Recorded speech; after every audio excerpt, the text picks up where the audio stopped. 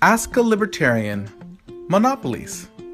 A lot of people always raise a lot of concern around monopolies. So what are monopolies and why all the concern? So first let's tackle what is a monopoly. What a monopoly is when there's a good or service and there's only one provider, meaning there's only one person you can buy the good or service from. The concern of having only one provider is that since there aren't competitors, that one provider has pricing power and they can charge as much as they want because there's no one else for you to go to. Also, they have a lack of an incentive to innovate since there's no competition pushing them to find new ways to provide more value for customers. And at the same time, since they are the only provider, they have immense political power.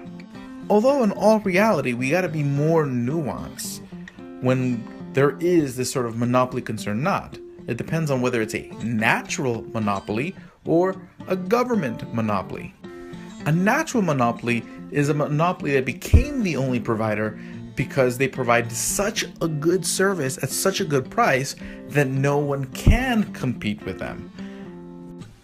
With these types of monopolies, competition is possible because the only reason they have that market position is because of the value they provide at the price that they offer. So if they were to change the price or lower the value of their good or service, that would make room for someone to come in and compete. And it doesn't necessarily have to be just one competitor, it could be several competitors coming in and taking market share the minute they raise prices or lower value. A government monopoly is when one particular provider becomes the only provider because the government has erected barriers to entry to competition by creating regulations that make it cost prohibitive for new entrants into the industry or by prohibiting other entrants from the industry altogether. For these monopolies, competition is impossible or near impossible. And because of that, there is a concern over political power, innovation, and pricing power. Although there are other things to consider whether it's a natural or government monopoly. Even a government monopoly may not necessarily be safe from alternative goods and services because they may be the only thing providing a particular good, but there may be other goods that provide the same value or other services that provide the same value that can replace that good. And certain goods and services may eventually just no longer be needed altogether, and obsolescence can render a monopoly's power, well, obsolete.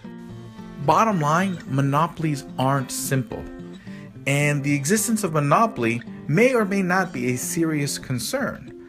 But not every monopoly necessarily needs to be broken up if it's a natural monopoly, so always rushing to the button and the levers of government to address any time that something looks like, seems like, smells like monopoly may sometimes be not necessarily always the good or right reaction. Like Ask a Libertarian on Facebook at facebook.com/askalibertarian. And also like me, Alex Merced on Facebook at facebook.com/alexmercedlp.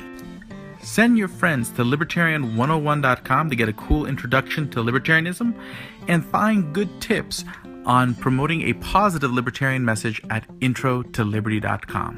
Thank you very much.